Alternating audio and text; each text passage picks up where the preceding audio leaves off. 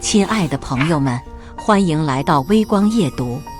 毕业10年聚会，同学们都以为我还是当年那个小丑，死对头吹嘘着自己的事业，炫耀自己的爱情，只在虚荣心得到满足后，带着怜悯与施舍的语气对我说：怪我怪我，忘记现在的你接触不到我所在的层次。我自罚一杯，那坤子你索性多吃点菜，这些菜你应该都没见过吧？回头没吃完的你打包回去，让叔叔阿姨也尝尝鲜。对于老同学的针对我置之不理，却没曾想酒店经理突然找上门来，卑躬屈膝地站在我面前：王总，麻烦借下车钥匙，您的法拉利把路挡了。接下来开始我们本期故事，记得点击订阅并开启小铃铛。时隔多年，上学那会儿的死对头陆叶突然给我打来电话，他要求我务必参加今晚的同学聚会。坤子，都多少年没见了，今晚必须到啊！混得差没关系，大家主要都很想你，想见见你。闻言，我心里冷笑，想我恐怕是想看我过去出糗吧。自打毕业以后，我就和班上所有人断了联系，起因是上学期间，他们总能变着法子嘲笑我，将我的尊严踩在地上摩擦。尤其是陆叶，仗着家世不错，总借踩我的机会来抬高自己在同学们心中的地位。我不愿与烂人来往，故此我切断了一切联系。没想到这都10年过去了，他竟又联系上了我。我没多说什么，口头答应之余，转身坐进了我的法拉利。10年河东，10年河西，如今的同学们应该还当我是过去那个小丑吧。当晚，我赶在约定的时间前进入海皇世家顶楼的豪华包间。随着我的出现，包间内原本的热络瞬间安静下来，周围的目光直勾勾看着我，那各式各样的眼神中，惊喜、讶异、嫌弃，我所能想到的情绪应有尽有。陆叶见状连忙起身，招呼我在他旁边坐下。坤子，哎呦呦，这都多少年没见了，快快快，坐！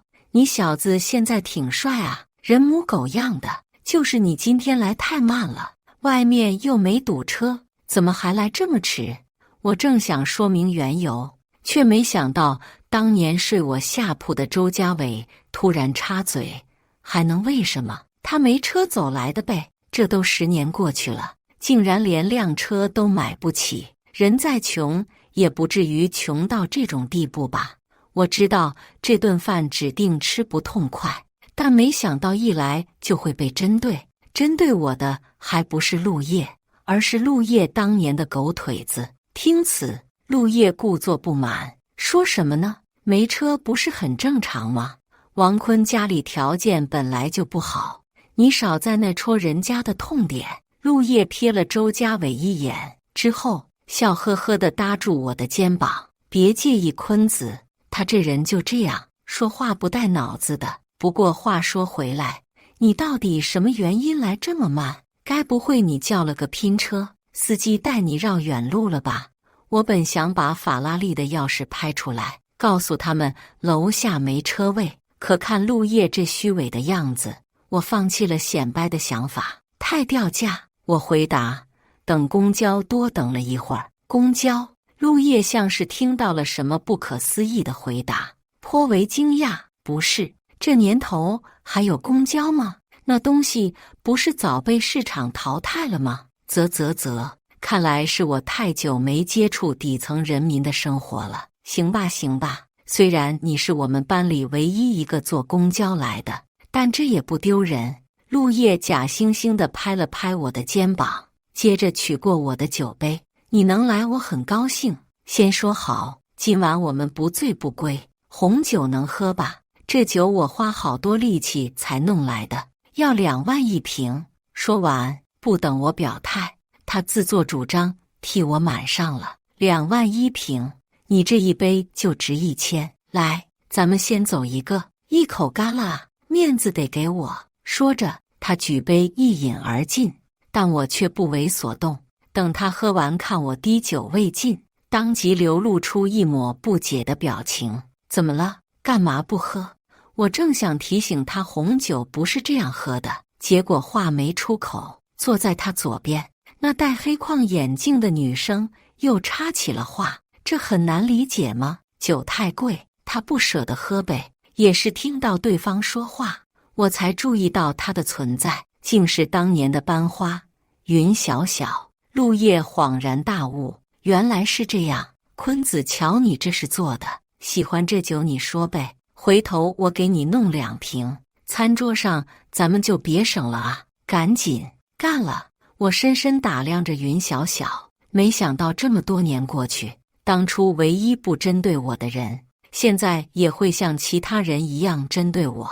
无奈，我嗤笑着一饮而尽，待酒杯见底。陆叶带头鼓起了掌，重新为我倒满之余，他搂着云小小的肩膀，开始为我介绍。刚刚忘记说了，你没忘吧？咱们当年的班花，你应该没忘，毕竟当年你还追过他不是？说到这，我又要指责你的不是了。坤子，听小小讲，你以前追他只是写信唱歌啊，这也太 low 了。陆叶像是找到了显摆的机会，开始为我传授他那追女孩的经验。你听好，追女孩首先自身要硬，你没钱没地位，人家怎么可能看得起你？说白了就是男人一定要成功，这女人跟不跟你啊，和成不成功有着很大关系。当然，坤子，我没嘲笑你的意思啊，你家境摆在那，想成功确实有些为难人了。我承认陆叶说的没错，一个男人是否成功至关重要，可这和追女孩有什么关系？成功了才倾心，这不就是物质女？现在想想，我很庆幸当年班花没接受我的追求，要不然我兜里这些钱怕是都要被他榨空了。不仅如此，如果他接受了我的追求，现在的我也遇不到那个陪我一起奋斗的贤妻。陆叶还在没完没了地说着，这话你们没人反驳吧？要是不成功，怎么会有人看得上呢？就好比当初的王坤，坤子，你别介意啊，当年他一事无成，家里条件又差，那人家不喜欢他很正常吗？女生要的是什么？浪漫、仪式感。你没钱谈什么仪式感？怕是连最基本的物质条件都满足不了。哎，自从我跟小小在一起，他这日子过得幸福哟。咱们上个月还去巴厘岛呢。巴厘岛你知道吗？坤子，度假胜地。算了，你应该不知道，我也不多说了。总之，你好好努力，公交再坐几年，肯定能跟团去那边玩玩。我皮笑肉不笑，点了点头。此番表现引得周围哄堂大笑。好了好了，陆叶满意的摆了摆手。咱们坤子虽然不成功，但他上进。我听说他现在，坤，你现在在哪高就呢？连我现在在做什么都不知道，就自以为是假惺惺的吹我。为了看我笑话，他还真是煞费苦心。我答道，就普通上班，给人打工啊。陆叶表情夸张，不是，这年头给人打工能赚几个钱？你真是有困难也不早说，要不来我公司上班吧，正好我公司缺个保洁。此言一出，周围的同学们笑得前扑后仰，陆叶也在笑，但他突然表情一肃，故作不满地指责起同学们来，笑，你们想哪去了？我这不是担心王坤其他活干不来吗？坤子，你别误会，你要是介意干保洁，其他岗位也是可以的，就是不知道你懂不懂运营，或者幕后，实在不行，市场营销也好，跑业务会跑吧？我摇摇头，这些活我都没做过，当然没做过不代表不懂，主要在我公司，这些活还轮不到我亲自去做。陆叶见我摇头，心里像是得到了极大满足，不会，那就麻烦了。艾坤子，你到底是不会还是没懂我刚刚说的那些工作岗位？不会还好说，起码我能教。但你要是没懂，我想你应该是没懂，不然怎么会否认的这么快？怪我，忘记现在的你接触不到我所在的层次，我的错，我自罚一杯。陆叶自以为是的再度举杯，一饮而尽，这样子看得让我很是无语。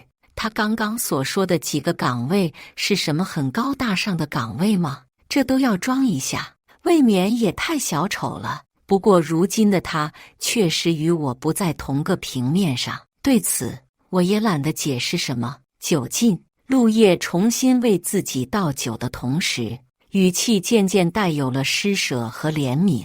他对我说道：“坤子，你不懂，那工作方面我就帮不上了。既然如此，你索性多吃点菜吧。这些菜我想你也都没见过，多吃点。回头剩下你打包回去，让叔叔阿姨也尝尝鲜。”陆叶这话说的真让我有点恶心了。桌上不过是些海鲜而已，又不是什么罕见的佳肴。不过我还是没想和他计较，毕竟夏虫不可语冰。但让我没想到的是，就在我沉默不言、含笑饮酒之际，海皇世家的经理突然小跑进来：“王总，王总！”他卑躬屈膝地站在我面前：“王总，麻烦借下车钥匙，您的法拉利把路挡了，我帮您挪个车。”经理此话一出，现场顿时鸦雀无声，所有人都瞪大眼睛看着我，其中自然也包括吹嘘不断的陆叶。我嗔怪着瞥了经理一眼，之后将钥匙取出递给他。待经理小跑而去后，我笑着对众人示意道：“不用管他，刚刚聊到哪了？继续。”包间内再无一人出声，直到经理挪完车，把钥匙恭恭敬敬送回来，那目瞪口呆的云小小才打破沉默。他忍着震惊问我：“王坤，你不是说你坐公交来的吗？怎么刚刚那经理说你开着法拉利？”随着云小小出声，周家伟也附和起来，他的态度与之前有着天壤之别。“对啊，坤子，他还叫你王总，怎地？你背着兄弟们偷偷发财，完后再以穷人的形象看我们笑话是吗？”我低头看了眼自己的着装，琢磨着自己今天这身打扮也不邋遢吧。我笑着想要敷衍过去，不巧这时陆叶再一次搭住了我的肩膀，他眼神古怪地看着我：“坤子，什么情况啊？你不说你就上班吗？怎么还成王总了？”我确实就上班。那刚刚这经理……陆叶一顿，而后像是想起了什么一样，重重一拍我的肩膀：“哦，我知道了。好你个小子，在座的都是老同学，你玩这种东西。”众人都疑惑地看着他，我则是轻笑着。等他把话说完，在众人不解的目光下，陆叶解释：“你们忘记了，上学那会儿他就找人演过戏，没想到这么多年过去，他还是这样。”哎，坤子，没劲哦，法拉利租的吧？我没着急解释，周家伟却急了：“叶哥，你开玩笑呢？刚刚那经理对坤子什么态度，你又不是没看见。如果是演的，可能这么卑微吗？怎么不可能？钱给到位就行了呗。回头我给那经理1万块钱，他一样会对我恭恭敬敬。”显然，陆叶接受不了我咸鱼翻身，逮着个破绽又在那自以为是。“坤子，你说我有没有说错？”我无语地摇了摇头。见此情形，大家都相信了陆叶的猜测，一时间那刚显露的谄媚之色又收了回去。陆叶舒服了，他笑呵呵地数落起我：“坤子啊，你这是何必呢？装老板你也得看看自己装不装得像啊。再说大家都知道你的家庭情况，搞这么一出不是胡闹吗？”好了，误会解开了，坤子就是怕我们看不起他，故意找人演戏，然后又租了个车。我刚就在想，公交哪会晚点？他肯定是没开过这么好的车，搁下面停车停了半天，最后还没停好。陆叶挥挥手，示意大家继续吃饭，误会解开了就行。可大家哪还有心思吃饭？一直以来，我在他们的印象里都是软弱的，好欺负的。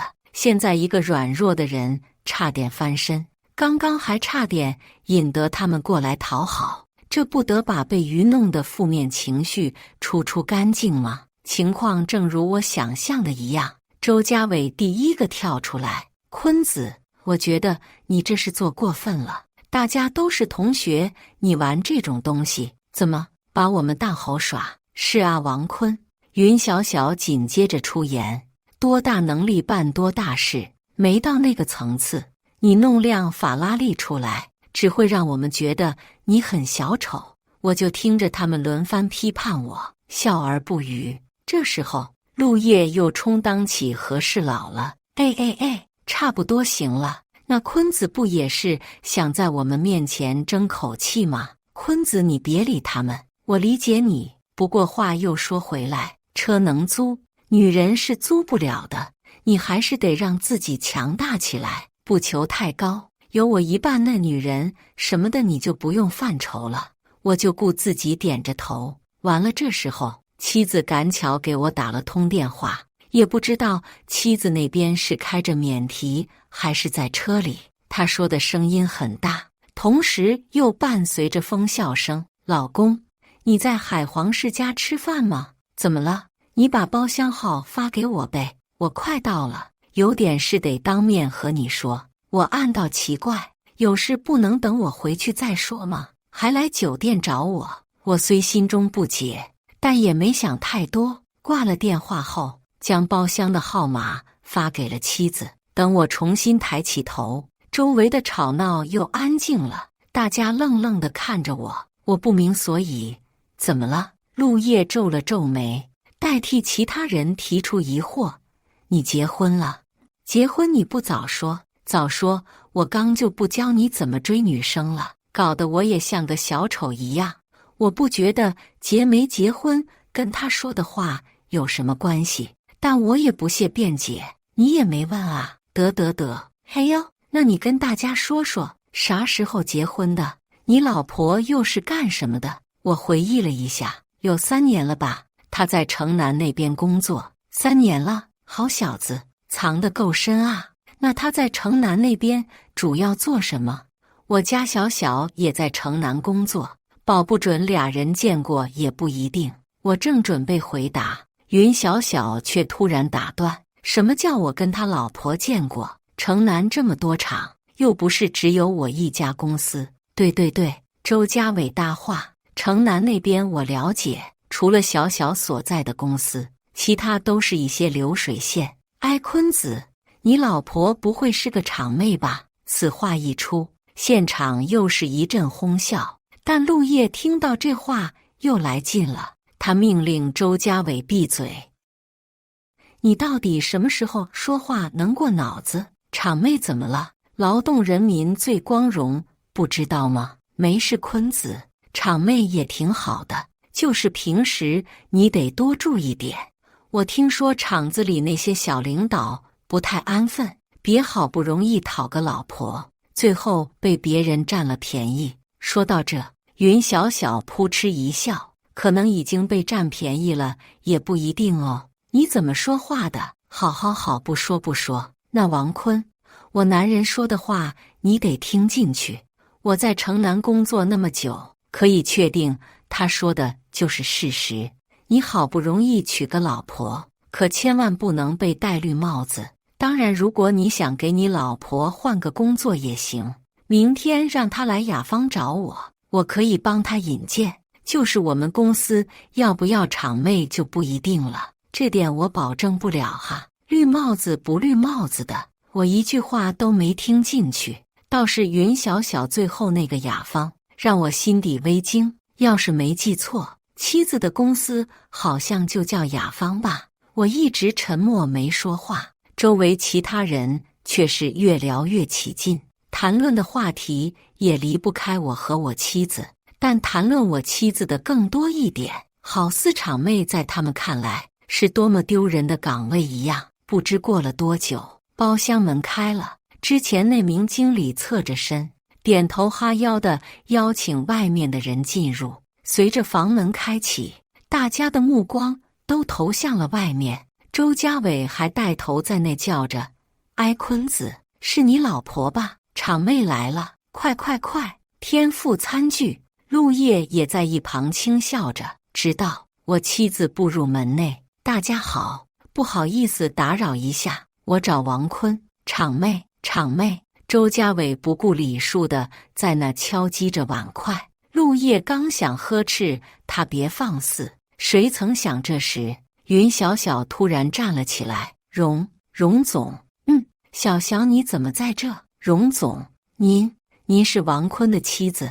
随着云小小失态的面露震惊之色，本想看好戏的陆叶立刻收起了他的假笑，他难以置信地看向我。我早就料到他们两口子会是这副反应，当然我不在乎。我伸手示意，妻子见状连忙向我走来。老公，你真是的，小小是你同学，你怎么不告诉我？不重要，这么急着找我是出什么事了？哦，凯美集团的张总你记得吧？他公司出了点问题，想寻求你的帮助，然后他又不好意思直接来找你，就拜托我看能不能帮他搭个线。这样，人呢？就在外面。在妻子的指示下，我见曾有过一面之缘的张总在门外微微躬身，算是与我打了招呼。我笑着示意他快进来。对于这个张总，我虽只见过一面，但他让我印象深刻，彬彬有礼的，像是做大事的人。因此，就算没妻子这层关系，人家有麻烦能帮我肯定帮。但让我没想到的是，张总进门以后并没有朝我走来，他绕了一大圈，来到了周家伟身后。也是到了这时，我才发现，不知什么时候，周家伟的脸色变了。之前他还敲碗嘲讽妻子是个场妹呢，现在却跟猴屁股一样，面色通红，低着头，神情紧张。在所有人的注视下，张总轻声询问起周家伟：“你刚刚说荣总是什么？”肉眼可见，周家伟浑身一震，之后弱弱答复：“老板我。”这让我大感意外。张总，他是你旗下的员工吗？张总见我询问，态度顺便，谦虚又抱歉地回答：“是的，实在对不住王总，我管教无方，竟让这种人那样说。荣总，您莫生气，我今天指定给您一个交代。”周家伟之前说过什么，我听见了，但妻子并没注意，因此妻子问我：“他刚刚说我什么了吗？”我指了指周家伟，又指了指在那紧张的云小小，他们俩在你来之前说你是场妹。什么？不是这样的，荣总。云小小当场就急了，他慌忙解释：“这是个误会，我之前不知道荣总您当面叫荣总，背后叫场妹是吗？不，原本我还想着你是我老公的同学，回头要不要对你特殊照顾点，没想到你竟然有两副面孔。”此时此刻，周家伟和云小小给我的感觉一样，都像是待宰的羔羊，害怕、紧张，但却什么都做不了。周围其他同学则是木讷地看着这一切，眼神时不时还会朝我瞄一眼。周家伟已经被吓得腿软了，众目睽睽之下，他知道自己应该做什么，于是急忙起身，朝着妻子鞠了一躬，并道歉：“对不起，我知道错了。”还望说出去的话就是泼出去的水，你以为现在道歉还有用吗？可是老板我们公司遵循的一直都是尊敬待人，你今日的表现让我很不满意，明天把自己的东西收拾一下吧。开除的补偿，我会让财务下个月连你的工资一起发给你。说完，张总不再多说什么，向我走来，实在对不住王总，还望他个人的错误，您不会上升到公司层面，我哪会这么缺德？此时的我就看着周家伟崩溃无助的样，暗暗发笑。没事，谈正事吧。刚刚我妻子说，别看他了，有事明天回公司再处理吧，这里人多。我拉了拉妻子的手，至此妻子才将目光收回。明天再跟你算。妻子深吸一口气，调整好情绪之后对张总说道，张总的为人我老公是了解的，所以多的话不必说，需要多少钱直接给他讲吧。张总感激地看了妻子一眼，之后尴尬的不好意思地向我开口，王总，我公司有笔1000万的资金断了，银行方面短时间内贷款批不下来，所以卡号给我，明早让财务给你转过去。多谢王总，1000万对于今日的我而言不过是9牛1毛，入不了眼，可这在我的同学们面前却能坐实我大老板的身份。此时此刻，再没有人怀疑我的法拉利是租的，也没人相信我真在别人的公司打工上班。当然他们怎么想，从一开始我就不在乎，不是一个层面的人，他们的想法对我来说一文不值。给予张总承诺后，他带着感激先行离去了。周家伟被开除，云小小什么下场又待定，这顿饭指定没法继续往下吃，我也准备回去了。临走前，我拍了拍陆叶的肩膀，你家是优渥，不需要我帮小小说好话了吧？陆叶猛然惊醒，他假笑着站起身来，不是，坤子，你坐吧，不用送我。另外提醒你一下，红酒只需倒满杯子的1/3即可，全倒满那是啤酒。先走了，各位慢慢吃。我大步离开了海皇世家，与妻子一起返回了市中心的别墅。回到家，妻子着手为我煮起面条，同时问我，小小，你想怎么处理？说实话，即便他们过去欺负我、践踏我，我也没想拿他们怎么样。不是我圣人，主要从和他们切断联系开始，他们就从我的生命中消失了。费了个心思去报复他们，搞得好像我很在乎他们一样。我示意妻子自己决定吧。行。妻子将面条端到了我面前，享用之时，我意外接到了一通电话，陆叶打来的。坤子，你说说你怎么这就走了呢？我知道今天我说的有些话可能让你不开心了，那不如这样的，明天我做东，咱们再单独聚一聚。我拒绝了他的邀请。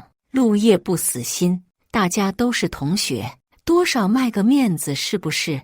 你要这样就没意思了。我懒得多说什么，随手撂了电话。我以为陆叶会明白我的态度，知道我不想和他再有任何程度上的关系，却不曾料到第二天到了公司，秘书突然找上我，王总，这有一篇关于您的负面，请您过目。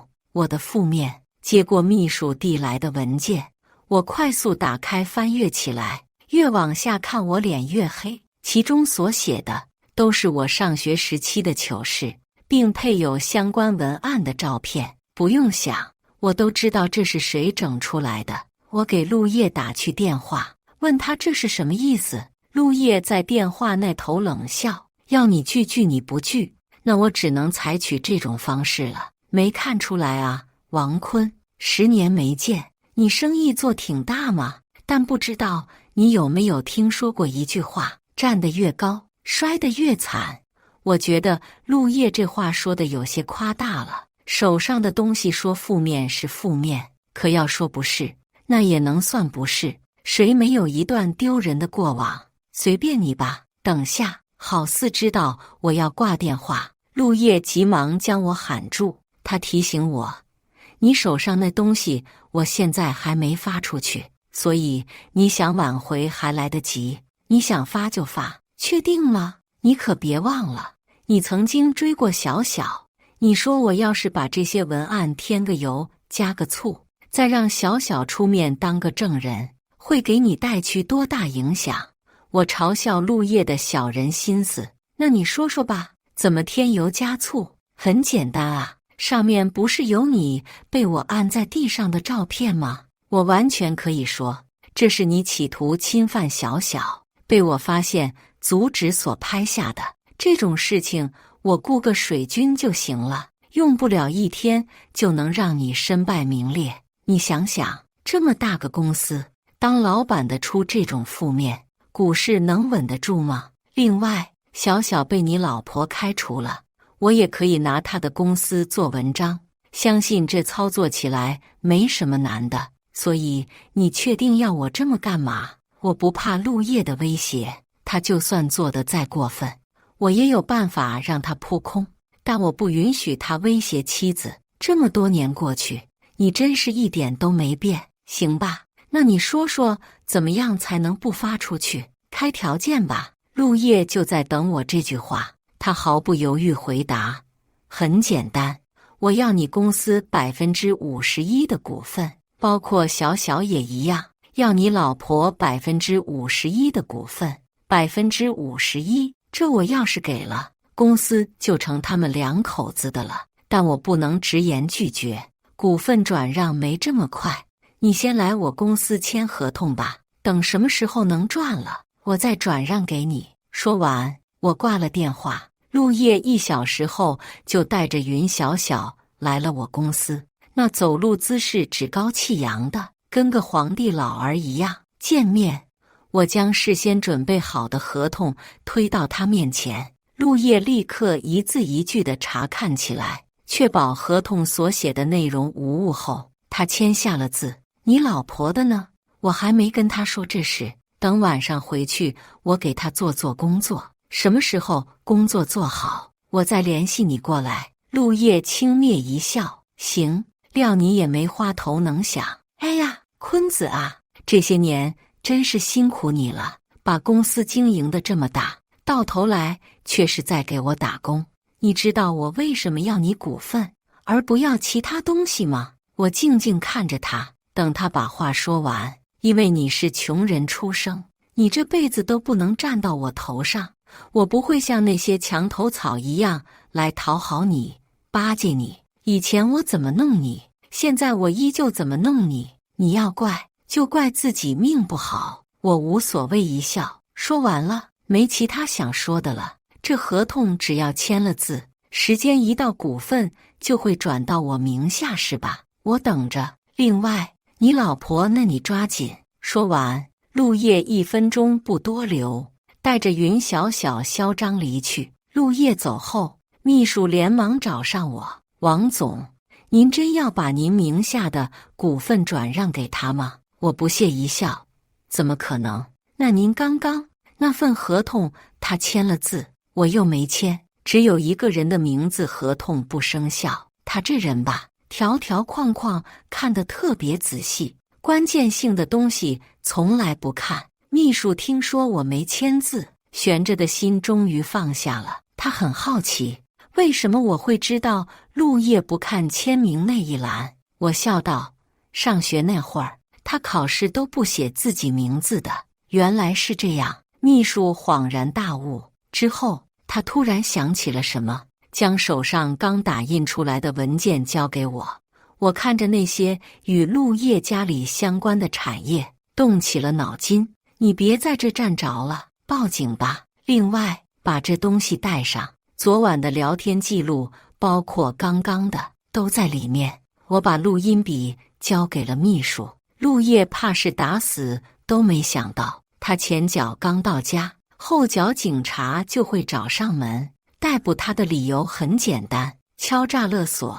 起初陆叶还在奋力狡辩，可随着他与我的通话录音流出，那嚣张的气势瞬间萎靡了下去。事后秘书告诉我，当时陆叶一把鼻涕一把泪的恳求警方能给他一个通话的机会，他要联系我，通过我来证明这是个误会。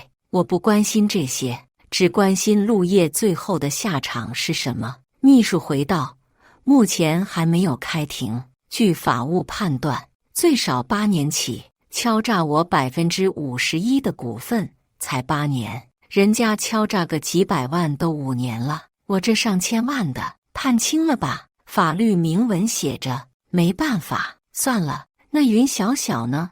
他应该也参与其中了吧？秘书回答，他没事，抓捕现场他就撇清关系了。什么？他跟陆叶不是夫妻，俩人的关系不受法律保护。警察审问他的时候，他当场就把责任撇得干干净净，全推到了陆叶身上去了。他不知情，我后知后觉。难怪云小小跟着陆叶一起来时，一句话都不说。妻子的公司没落实到位，他也没有任何怨言，合着早就想好，万一出事如何脱身了。挺讽刺，当年唯一不针对我的人，现在却变得这么有心机。随他吧。开庭什么时候？3天后。3天后，开庭现场，在法官的判决下，陆叶哭得梨花带雨，跟个小姑娘似的。她不停嚷嚷着自己错了，见我到场，还求我帮她说说话。可惜为时已晚，就算我愿意放她一马，判决也已经下来了，她逃不过牢狱之灾。怪就怪她自以为是，自作聪明。在她被转移到监狱之前，我有1分钟与她见面的机会，知道改造已成定局，她也不再求我。相反，当着我的面，她恶狠狠地对我恐吓道：“你等着，我总有出来的那天，你看我到时候怎么弄死你。”我的态度就跟赴约那日一样，波澜不惊。我能把你送进去1次，难道就不能把你送进去第2次吗？陆叶，做人别太把自己当回事，咸鱼都能翻身，你个从小压我一头的人，又怎么不能摔死？你等着就行，我等着。但我想你出来那天，估计买把刀都费劲。话落，我告诉了他这几天我在做的事，你家的那些产业我都查清楚了，动了点小手段。昨天收购2个，一会儿得去收购最后1个。你说什么？我正想说明缘由，却没想到当年睡我下铺的周家伟突然插嘴：“还能为什么？他没车走来的呗。这都10年过去了，竟然连辆车都买不起。人再穷，也不至于穷到这种地步吧？”我最后送了陆叶一个不屑的眼神，就像他过去看我一眼。他被带走了，我也带上我的人，准备回公司。然而，就在我迈出法院大门的一刻，一道声音突然叫住了我。顺着声源望去，在那站着等我的是云小小。他拜托我借一步说话，我不怕他使什么幺蛾子，配合的与他来到一侧，四周无人。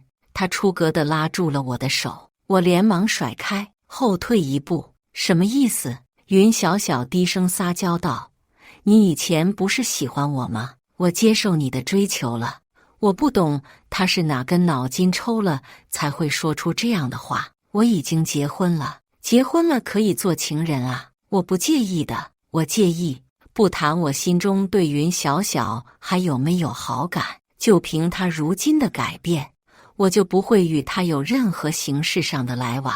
他接近我，不为别的，只为自己的利益。云小小不死心，还想再做努力，但我没耐心再陪他耗下去了。你别以为逃过一劫就能安然一世，常在河边走，哪有不湿鞋的？好自为之吧。我走了，将他留在原地。返程路上，秘书和法务时不时回头看我脸色，他们大概是想看我是否高兴吧。毕竟从小带头欺负我的人进去了，但我脸上没有丝毫波动，不单单是脸上，心里也没有。从我白手起家，胜过他们的社会地位开始，他们就从我的生命中消失了。我不会像他们一样回过头来报复，更不会仗着自己条件优异去欺负他们、打击他们。蔑视永远是最伤人的一把刀。感谢大家的观看，本期故事精彩吗？欢迎大家在下方评论区吐槽。如果你喜欢这类故事，记得点击订阅微光夜读，并分享给更多的人，这会对我帮助很大。再次感谢大家的观看。